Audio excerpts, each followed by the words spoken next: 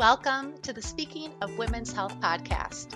I'm your guest host, Lee Klecker, the producer of the podcast, and I'm happy to be back in the Sunflower House with a very special guest, Judi Bar.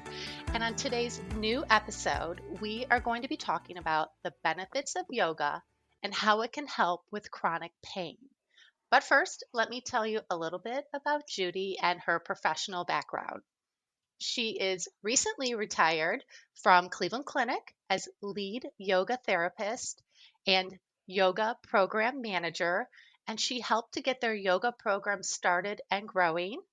Judi is a yoga therapist certified through the International Association of Yoga Therapists.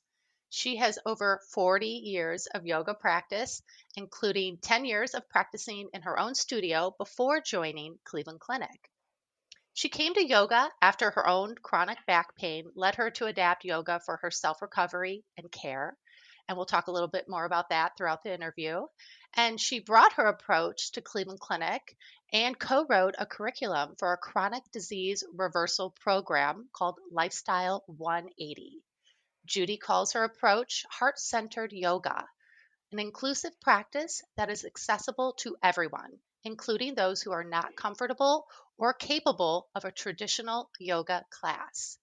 Judi is recognized nationally. She has been a featured speaker at the International Association of Yoga Therapists, Integrative Medicine, and at women's health conferences.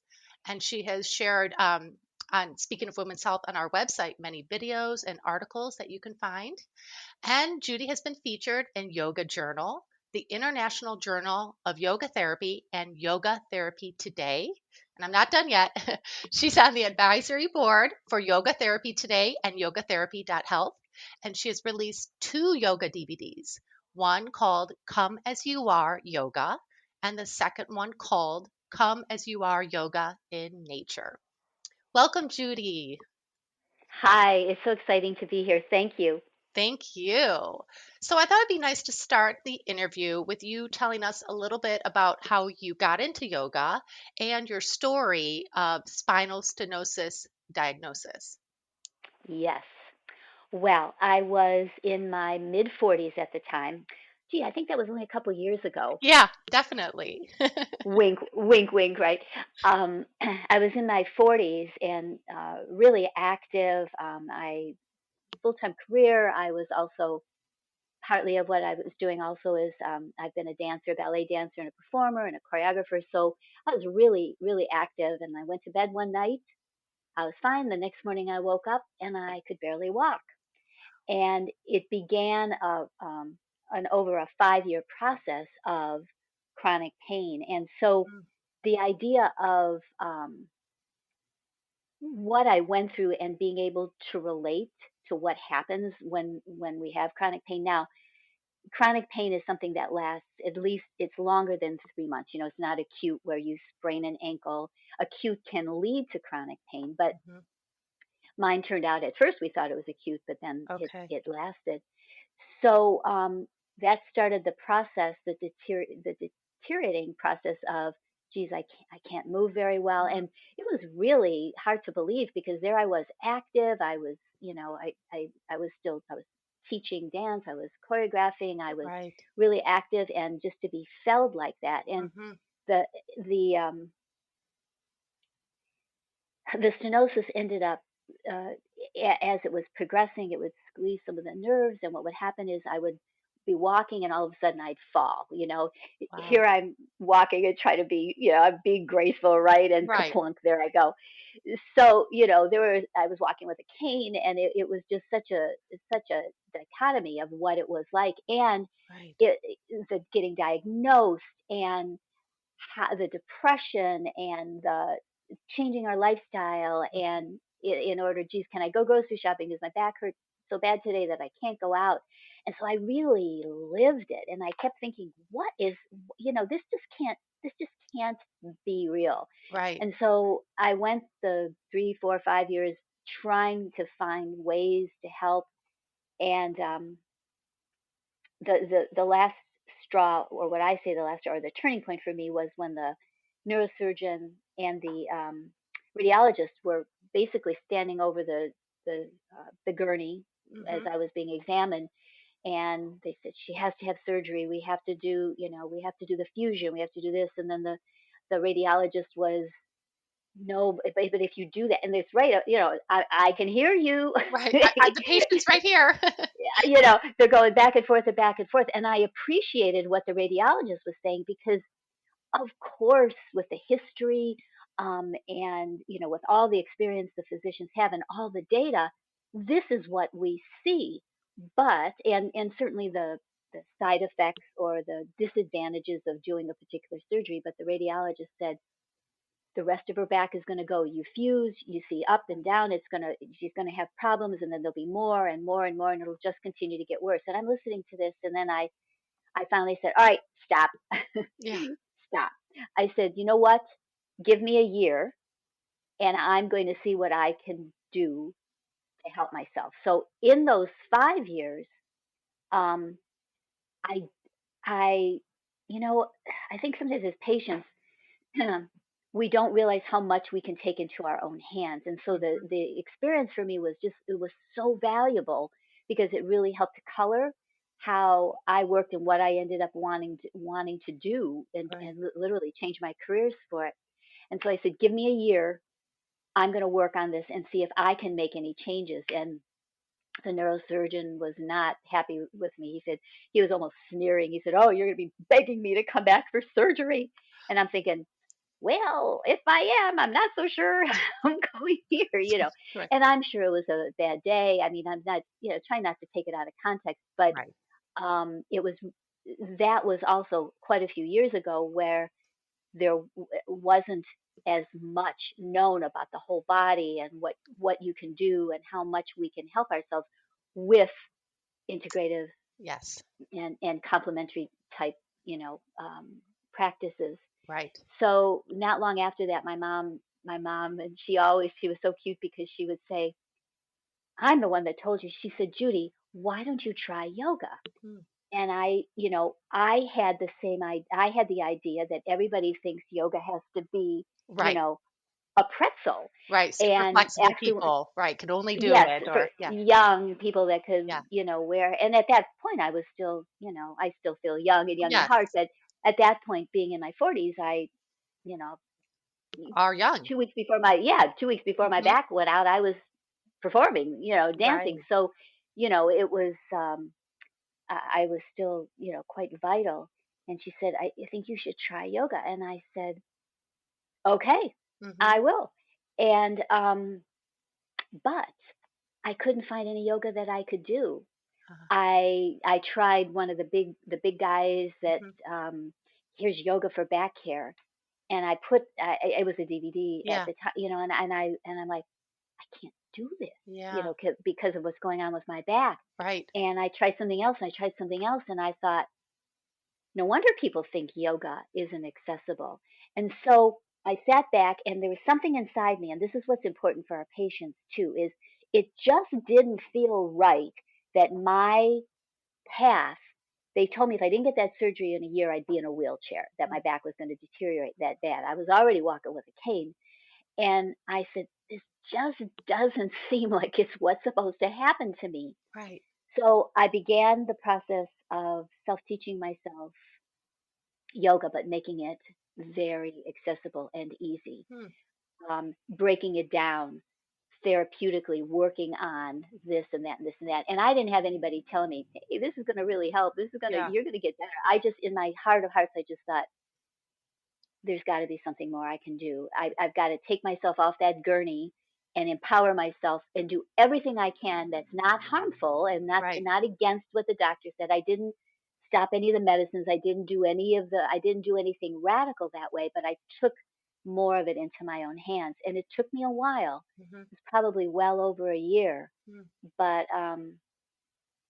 Wow. the rest is history. I did it. Wow. I was able to get back to, but how I did it was I looked at my stress levels. I watched and started eating more anti-inflammatory foods. Hmm. I meditated. I walked. I looked at my social life. I made other changes because Yeah. I also realized how much stress I was in a really stressful job. I was actually in video production, and I did corporate communications type work, but also video production, and it was really stressful. So I not only did the yoga, and here's the key: yoga helps us to become so mindful and aware of how we feel and what we're doing Hmm. by just naturally we begin to look at the rest of our life and go, oh, that's Yes. really not fitting, or that doesn't feel right. And so that mindful approach calms the nervous system. So any Yes. chronic pain that we're talking about, if we look at the mindful approach and the calming aspect of getting out of the sympathetic response into the parasympathetic, we're already practically halfway there. Hmm. So I did a deep dive into yoga, the depths of it. And my mom was always so cute. She'd say, "And who told you to do yoga?" Yeah. because She's taking all because the credit. right, yeah. And I said, "Mom, you did absolutely." And for the longest time, she got me one of these little from I think it was Shopping Network, and it was a it was a mat and a little this and a little that to help me get started. And she would come to my yoga classes when I taught the therapeutic yoga. And so I looked at it as a gift Hmm. from the universe saying, you know what? If you can figure out how to do this, you can turn this around. And so I changed my career. I knew that I wanted to help other people Hmm. because I felt so helpless and, so well helpless. Yeah. Either how do I do this? And so that whole process, and I studied and ultimately became a yoga therapist. And then I knew I needed to get into the bigger picture. I had a thriving business. It was called Heartlight, actually. And when the opportunity came the clinic came to me then because they knew I kind of had a local, reputation of being able to help with chronic pain and all. Yeah. I thought, yep, this is where I have to go. I can Yeah. reach more people. Yes.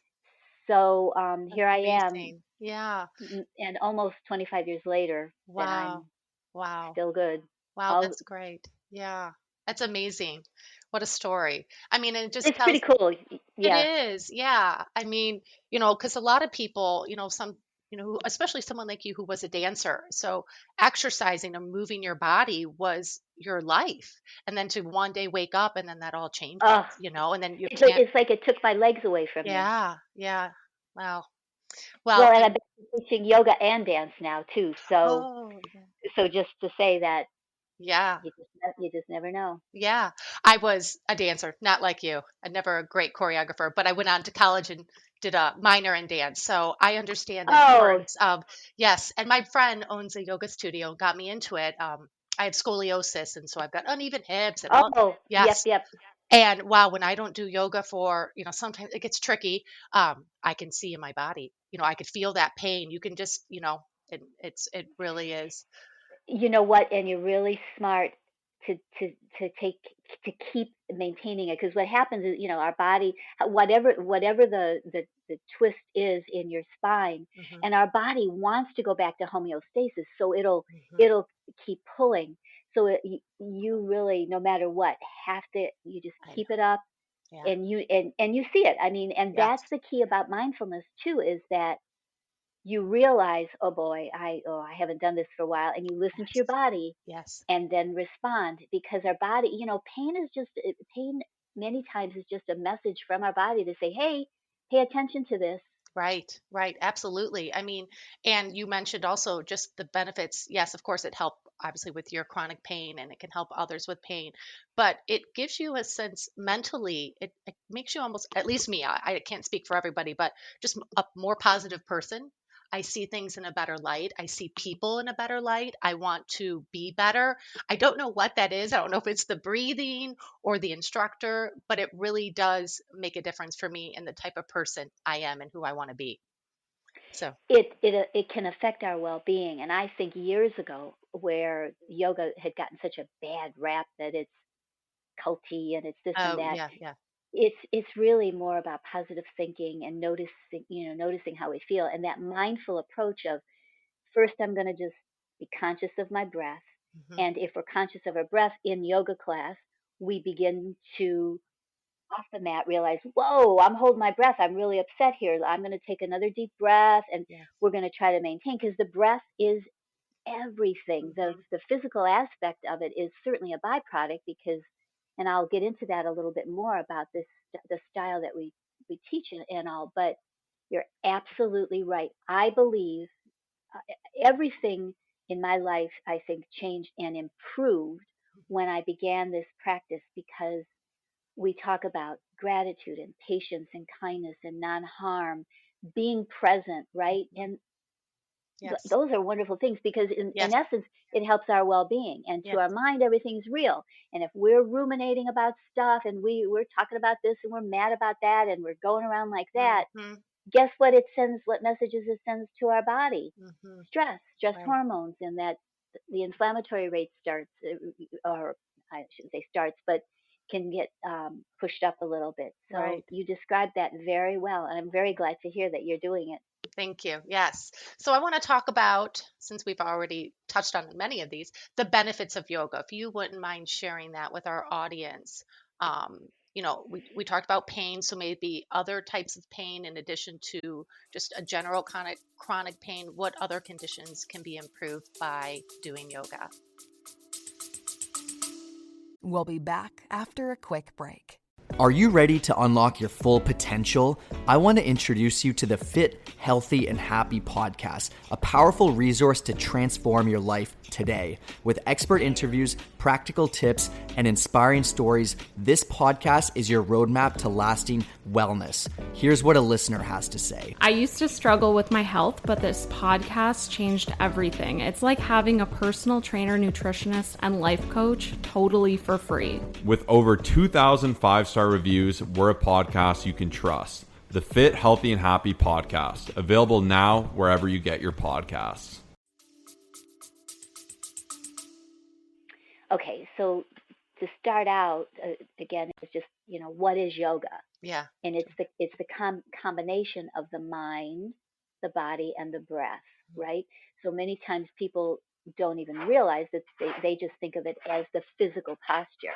Mm-hmm. And so the physical posture absolutely helps. And in the accessible type of yoga, the heart-centered yoga that I do, it breaks down the muscle groups and works on, there's a lot of people that can't get on the ground. Well, how do we do Yes. a cobra or a sphinx that we can get a similar benefit without having to get on the ground? And maybe one day we work towards it. Mm-hmm. So when we say mind, body, and breath, we're working the physical aspect. We're adding that wonderful breath that ultimately is what calms us. And yoga can, in the calming action, it can also restore. So we relax and slow down, but it also, I could call it the ultimate green machine, because it also then can energize us, right? Right. But then it also works on our mind.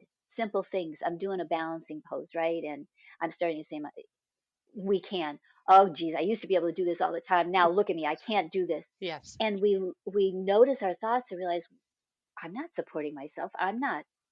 I'm strong. I can do this. I'm strong. I can do this. So it does help the overall well-being. Yeah. Now, any type of, so I'm going to say this. My friends and I, and my team members would say this too. You can breathe, you can do yoga. And Mm-hmm. so when we look in the magazines and we see somebody standing there with their foot behind and lifting, most people think there's no way I can do yoga. So we do the mind, we do the breath, but we also can adapt the poses in a way that is accessible for anyone. Mm-hmm. So when I first started teaching at the clinic in 2007, there really wasn't a lot of solid NIH data that said yoga for back pain, yoga for this, yoga for that. There was plenty that would come from India, which is one of the origins of yoga, but that wasn't enough research for the United States and for our physicians, which is understandable.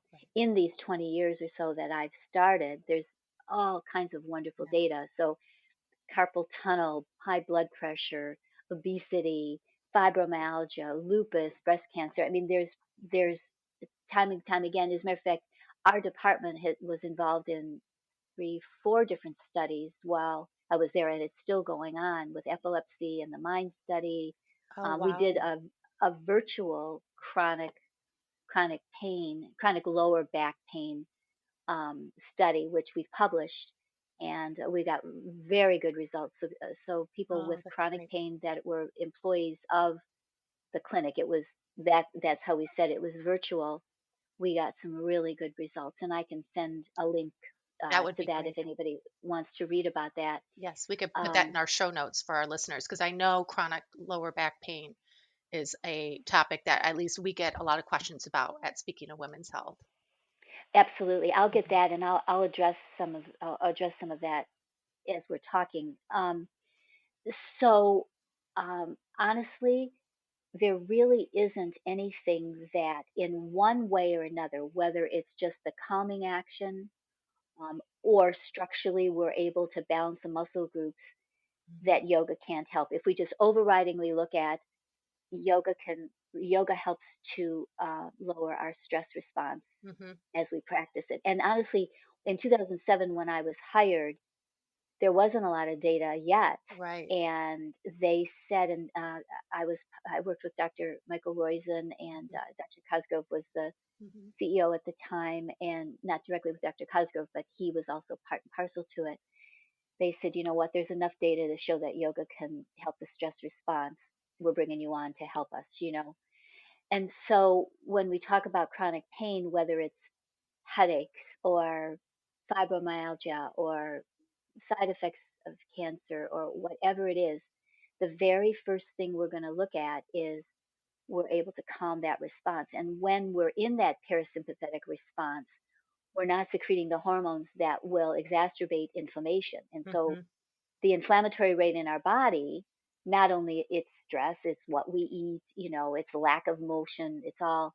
And what's so beautiful about yoga is we can meet you where you are. And too often a yoga class will be, all right, you're coming in and this is how you're going to do the poses, versus we're going to wrap the yoga around you. We're not going to force you to hurt yourself or force yourself to do things. And with Right. that, it's adaptable. Right. I've taught amputees. I teach in wheelchairs. I've taught worked with patients in hospice, laying down, Mm-hmm. in bed, Mm-hmm. um, and it all can be done.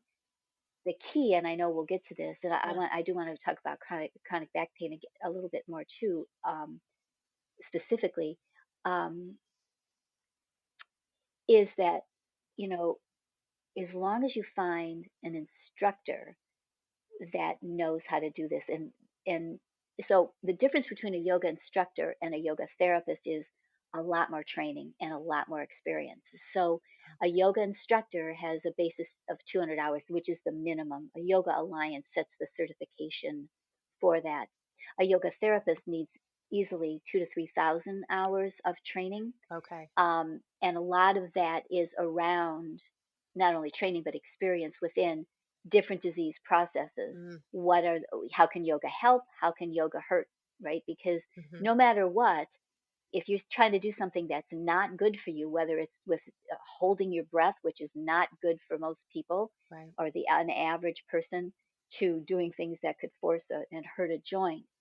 So a yoga therapist has a lot more training and understands how to work yoga Mm-hmm. and support, not harm you any further, and also help you with the disease process. But there's plenty of really wonderfully seasoned yoga teachers out there that are not yoga therapists but have had so much hands-on experience that they're absolutely excellent. They could be considered that also because of their experience.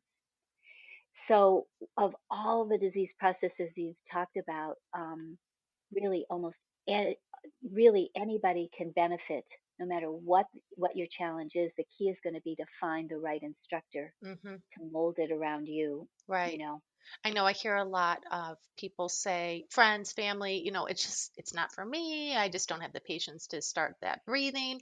But I think once you find, like you said, the right instructor or the right therapist, the right studio, or even the right like online platform, there's right, wonderful right, options now. Right. And that's great. I think you just, after like a couple weeks or a couple sessions, give it more than just one chance, is what I would say as a person who started it. And it was challenging at first. Like you mentioned, the balance. I mean, and I was a dancer and I get I get in my head, I should be able to stand on one foot. I did. But you know what? Our bodies change. We get older, hormones, all of that. And you might not have the best balance, but who cares? Put your toe down, right? Or do, put your leg down and just focus maybe then on the breathing and get out of that negative headspace. And so I just wanted to mention like how you um, would you recommend somebody who is having some sort of pain to look for more of a therapist to get started if they've never done yoga before, or work with their physician maybe and finding the Well, right person? we always, sorry to interrupt you, Mm-mm. we always want to check with our physician. Is it okay? What can I do? Mm-hmm. What can't I do? Knee replacement, hip replacement, abdominal surgery, back surgery, whatever it is. Obviously, we always check, um, what can I do? What can I not do? And there's, sometimes it's pretty general. Just don't lift, don't do this, don't do that. Yeah. Um, so there's a website, which, Mm-hmm. I belong to, International Association of Yoga Therapists, and there's a registration, there's a list there of therapists, yoga therapists that would could most likely be in there. I mean, it's worldwide, so there would be a list there, recommendations from people for sure. And you're right, we have to give it a little bit of time because, well, and a savvy teacher, if they're starting a beginning class, they're not going to ask people to sit for 10 minutes quietly and don't move and then get them moving, because that's not possible. Our mind, we're used to multitasking easily, two or three things at once. Yes. And so somebody asks you to stop. First off, it's not going to work because you can still stay in here and you're going to all over the Yeah. place and you're going, I don't like this. This is uncomfortable. I don't care. Yeah. It's working gradually into, you're moving, you're breathing, you quiet for a couple seconds while you're in balance, you're moving, you're breathing, you're quiet, and you work towards that because we're multitasked. I mean, Mm-hmm. the day more technology came and there were two or three things on a screen at once was the day that all of us started even multitasking more and being able to Right. do more. So you're right. It's hard. You don't want to give up. You want the teacher, the instructor to be safe and knowledgeable and accessible. Mm-hmm. If you go into a class and, some of the things that you might ask is, this is important actually. Do they do hands-on Mm. adjustments? Um, I, I we don't teach it. We don't say that that's a good thing to do, because if you're in a pose, let's say you're balancing or trying to balance, maybe there's a chair in front of you and trying to balance, and somebody comes up to you and says, and there's no mirror, you can't see, and they go, "Ugh." First off, it can scare you, Yeah. but we don't know what's going on inside that body. And so, I prefer that, it's just some of the things they ask. What's the experience of the teacher? Um, I have this particular injury or challenge. Mm-hmm. How do you think they would handle it? Um, no hands on. And, there's several styles, there's plenty of styles out there. Some of them are a lot more traditional, where there might be, more of a chant, Mm-hmm. using sound, and that might be uncomfortable. So there's Mm-hmm. there's plenty of teachers that don't do that. Now, to explain what that is, think about when we're in church or when we're in a choir and we're singing. There's actually a vibration that goes on within our body, with our vocal cords, and that can be actually really quite healing. Mm-hmm. And so the basis of that in yoga is really about the vibration that happens. Doesn't There's plenty of classes that they don't do that. So for all of our listeners, don't worry about it. If something like that feels uncomfortable, there's plenty of instructors Mm-hmm. that don't do that to keep it even more user friendly. Mm-hmm. So, and then, finding out what their training is, and ask if you can try a class to see if you feel comfortable, Mm-hmm. and finding that line between my mind won't quiet, uncomfortable, versus this is not a class for me. Right. This is not where I want to. So it can be, it could take a little bit of time, but between, and we'll put those resources down, Yes. between Yoga Alliance and IIYT, there's registration lists of instructors that are out there. Great. So that's worth a try. Yeah, that's wonderful. So we started touching on the benefits, and I know you've mentioned how yoga can help reduce anxiety and stress, and we know a lot of women and men and teens, the stress and the anxiety in our everyday lives now can be a really problem for some. Sleep, I think yeah, and I know again, a lot of our audience is like midlife women, either in the perimenopause stage, menopause, or postmenopause. Absolutely. Yes, and sleep is a huge issue for many women, and again, and men. But, Well, part of that is our mind, right? First off, we usually tell our doctor, and they make sure there's nothing, anything else physically disturbing that would cause a sleep problem. And sometimes it's a combination of the medicine. There might be a medicine that's on that's a side or a side effect of. But what yoga will help us do is notice our breath, hmm quiet down. hmm We have our bedtime ritual. If there's something bothering us, maybe write it down. Quiet music, staying, all the sleep hygiene type things. Stay off our iPad, and as much as possible. But what I find is if my mind is going, I come to a breath, and this is the thing that's so cool is there's so many different ways to breathe that could suit us, suit our style and what we need hmm to help to quiet us down. Because what we're trying to do is not only calm that heart rate, but this. And so we begin to look at how we can quiet the mind to be able to sleep. Yes. Oh my gosh, it's Oh, so important. And yeah. how much we cut off, first off, we're so busy that we cut our amount of sleep down anyway. We go to bed later, we still have to get up early. Um, Right. so yes, there's beautiful poses. There's poses that will affect, that can wake us up. So what happens when we hmm yawn? We go, "Rah!" Well, you know what? When we're opening our chest like that, Yeah. that stimulates the sympathetic response. hmm When we bend forward, hmm which there's a couple chunks in our cervical and a couple chunks in our lower back that will affect the parasympathetic response, the sleep response. So there's beautiful practices that can happen in the evening that hmm you make it a little bit of a ritual. You bend forward and you do Yeah. some stretches and things. So that can also help us. So sleep, you're Yes. so right, and there's so many challenges with it. But I'll tell Yeah. you, with practice, you can really affect your sleep Oh yeah, for the after best. a good yoga session, I mean, I can't stay awake past like 9:30. My kids are like, "What's?" I'm like, "Mom did yoga today." So the breathing for me, I don't know it, but it really does help. I mean, I could say that again personally.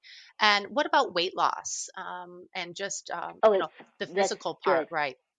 Yeah, that's a good part. So yes, and we were talking a little bit about the cardiovascular effects. Mhm. So Mhm. um, the biggest effect that yoga can have for weight loss, the first and the foremost, I believe, is your own body awareness, which helps you understand your hunger, when you're satiated, Mhm. when you're thirsty, when you're stressed eating. So it's there's almost that idea that overlaps into understanding the reasons why am I eating Twinkies at 10 o'clock at night? Yeah. You know, that awareness. Mhm. Um, Yoga helps our circulation. It affects our heart rate. Um, we can work and strengthen bones. Osteopenia, osteoporosis. Although with both osteopenia and osteoporosis and weight, there's always a suggestion. There's always a suggestion that you need more than just yoga. Yoga will support it. There's certainly people out there that do the power yoga where you're in a hot room Mhm. and it's fast paced, move, move, move. So yes, of course there's cardiovascular. That's not for everybody. And when we move fast, our muscles, they don't even get into position and you tell them to move again and they're like, ah. And Mm. so we actually can hurt ourselves, right? Yes. So I I believe that the mindful approach and really listening to our body and understanding when we go to eat and why we want to take better care of ourselves. So I think with uh, the actual physical activity of yoga, it helps because it keeps us supple. It helps us with our balance. It helps us to feel better. But we don't necessarily burn a lot of calories like we would if we did a brisk 45-minute walk, Okay. or we did, we did resistance training. So I think it's a good adjunct and a support. Um, Okay. And if really you're to support, doing yeah. some of the poses, that where you're pushing up and you're using your arms, almost like, would you consider that a little bit of strength training? Oh, Yes. absolutely. Yes. Okay. Yes. Oh, absolutely. And there's plenty of ways. We use gravity, right, Mhm. as resistance. Mhm. So even when I do a therapeutic class, which a lot of times we'll sit on the chair, and by the way, you wouldn't believe all the wonderful things and the benefits we can get even from sitting on a chair, because we can get deeper into muscles and strengthen. So absolutely, there's strength training. So Yeah. it's training, I guess, but there's strength advantages. Absolutely. If we can hold, let's say, a warrior pose, the warrior poses out, you're in a Mhm. lunge and you're looking out. If we can hold that about 90 seconds, Okay. there's data about osteopenia and osteoporosis Um, that we're wrapped, the muscles are getting wrapped. It's an active pose. It's like it's not, but mhm. it's really active. We're Mhm. using the muscle. And if we hold it 90 seconds, we're not only wrapping the muscle around, but we're getting into the hips and using that more. So I would say it's perfect. We're going to be, the wellness integrative is looking at doing a, I think they were talking about a shared medical appointment, about the strength of yoga Yeah. to help our bones. So in that respect, we really can. I think it still would be nice to use free weights, Mhm. and as an adjunct to what we do, but with a well-rounded and a consistent practice, you absolutely can do strengthening thighs, even seated. You sit up, you use your core, and that's one thing I want to remind all of our viewers is to watch your posture. Right? It's Mhm. so easy Mhm. to Yeah. let that It happen. is. Yes. And lack of motion, our beautiful body, if we keep going like that, over time our bones say, well, I guess that's what we're going to have to stabilize her up this way because she hasn't moved it any different for a long time. Yes. it, Yes. it actually it actually can get, Become like a we can permanent cause, posture almost, right? yes, I didn't want to say damage, but Yeah. what happens is it can become more permanent because the Yes. bones move it, instead of just all muscle. Yes. Interesting. I mean, and I don't know, maybe it's the old dancer in me, but I do, I notice a lot of people, you're walking just, in a grocery store. A lot of people have that. Yeah. Yeah.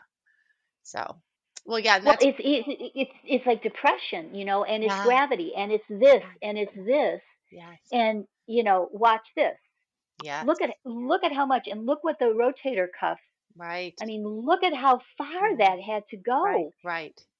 Yeah. Holy cow! It is Yeah. so easy. It is Right. so easy. I remember even my dance teacher saying, a good way to kind of do it is put your shoulders up, push them down, and feel those back muscles, right? Kind of just working, and but it takes some work to get used to that, especially if you've always kind of been a huncher, to really get to change that posture and to change the way that you sit and stand, and but it really can And do wonders. oh, it does, and it strengthens us. So if we're sitting on the back of our chair, we're not using any muscle. Yeah. So if we sit up, we have to use our core. Right.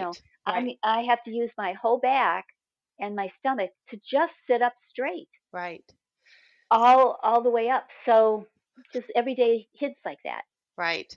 And I do want to have you, if you have a few minutes, to show us a Yes. few at home. But before we do, I want to, again, for a lot of the, people who are new to yoga or have maybe only tried it like at their local Y or one time a DVD or at home.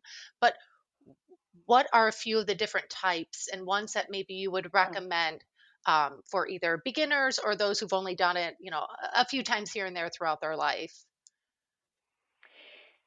Um, Generally, as I find, is, and I'm so sorry for some of the studio owners that might see this that may take exception to it, but I generally find yoga studio, Mhm. out in the strip center, and tends to be a little bit, maybe a little bit less accessible for someone new or average coming in, unless you're young, in pretty darn good shape, you can step in. So let's say the demographics that we're talking about might be maybe mid 30s up, and maybe not quite as in shape as we'd like. And I'm not even talking if it's weight, but just maybe not having a chance to move much. But if it is weight, or if there is other challenges, um, generally, like you'll hear it of vinyasa flow, or or power yoga. Those I think tend to be something that you might work towards. They're not accessible for everybody. So it would be watching for the instructor that that teaches it, but and again also that style. So, and most people don't differentiate this, but a good roundabout style is called hatha, or it's actually said Okay. hatha, Hatha. Okay. It's the basic yoga. It combines the meditation, the breath, and the movement, and that's the umbrella. Okay. And so, beginning, right? Um, I call mine therapeutic, or have called it therapeutic, or wellness. Um, the style that I developed after I realized how inaccessible an average yoga class was I took the poses and broke them down. So, Cobra is laying on the ground Mhm. and pushing up. It's actually done in physical therapy too. But what if we did, let's say we wanted to make it accessible. So here's my chair. Mhm. What if by pulling back and leaning forward, Mm. I'm able to open up the chest and stretch everything down to the waist, and then I do some other stretches to work the bottom part of it. So it's breaking down the poses Mm. to make it accessible, get the benefit of it, and then eventually being able to put it together. Mhm. So um, look for the simplest and basic descriptions of the yoga, and then ask those questions. Do I necessarily have to get on the ground right off the bat? I mean, there's people in their 30s that have a hard time lifting their arms or even getting on the ground because of Yeah. lack of motion. Right. So it isn't just an active older adult kind of a situation that we're Yeah. dealing with here. So, and if you do that class, won't necessarily be for them. Right. The so like the Rocky River Rec Center and the city's rec centers and Mhm. um, places like that sometimes can have really wonderful Yeah. classes. Yeah, my mom, who's has, arthritis, osteoarthritis, joint pain in her knees and her toes, which is again very, very common, even in women in their 30s, 40s, 50s. She tried the studios and it was too much for her, and she felt almost embarrassed because all these young girls were in their cute little outfits, and my mom's like, I just need some pain relief and some good stretching, and I just Yeah, want, right, it's part of her other things she was doing in her exercise program. But she found a great class at her local Y. So she tried. She kept trying different places, and she found what worked for her. And I've noticed. that's a good. Oh, yeah. Sorry. Go ahead. No, you go ahead. Oh, I was just gonna say. I have a app on my TV that I've installed that I like, and it has a dot, one for like easy, two dots for a little. Oh, yep. Yes, and that's helpful too. So just look for maybe that one dot, or beginner level or entry level. You know. That's a very good suggestion. The cool part about doing an in-person class is that the teacher can watch and Yeah. gauges, to what's going on, but it isn't always practical. And it can help you. Sometimes we're not quite as body aware, and I'll say stand up straight, and Don't worry. they don't really understand what stand up straight is enough, Yeah. and so I can see it and ask them. But the fact is if we just get moving and just get that practice, that mindful practice, anything will help as long as it doesn't hurt you, right?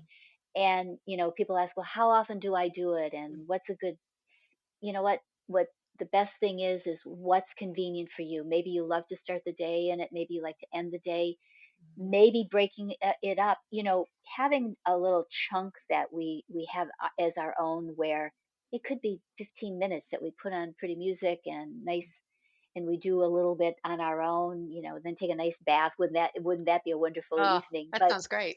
yeah, it does. But to really look at it as what such a wonderful self-care, that I'm taking care of myself in doing that. And that in of itself, the meditation part of yoga, or just meditation period, is really just a single-minded focus. It's Yeah.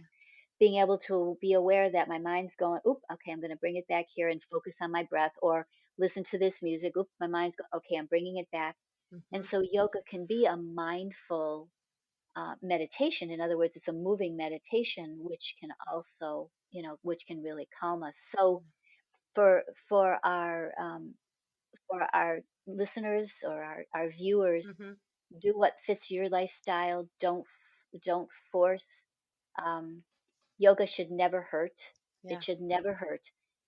With chronic pain, especially, we want to discern the difference between, I haven't moved this muscle for a while, versus shooting knife edge, numbing pain. Yeah. And we should never, ever feel pain in the joints. So if you have a knee pain, or if you have a deep hip pain, you stop. Okay. And a beautiful yoga class will allows you and gives you that freedom to listen to your body and stop and adjust it and adapt it, because this is not a race, and nothing is ever worth hurting yourself. It's just never. It's not worth it Yeah. to That's try to do something that doesn't fit right. right. That's wonderful Um, advice. Yeah, that's great. Before we wrap up our interview, is there anything else you'd like to share? Any other tips or any other insight you may have? well, I think you said it really well when you said, you know, try it. When you find someplace, try it and give it a couple times. Give it more than once or twice. As humans, we kind of prejudge that this is going to work, and then it's not. And give it. And I'll tell you that it's it changed my life. Yeah. And the thing is, I'm soon to be 74, right? Wow. I'm You do 73. So not look it. You look thank you. Of amazing. course, of course, us girls don't mind hearing that. But my back problem happened when I was 45, Yeah. and here I am. And Mhm. I teach about 12 classes a week now myself, Wow. even being retired. And I'm proof that it can work, and it feels good. And I think for me, it changed my life because it changes how I've approached things, and I appreciate some of the simplest pleasures. So make a pact with yourself to count your blessings, and take a moment and just really taste your tea or coffee or your blueberries, and appreciate the moment that you lay in the bed and feel the coolness of the sheets, or just take a couple moments, and those simple pleasures add up, and that simple awareness adds up during the course of the day, and it can really change your life, no matter how rough Mhm.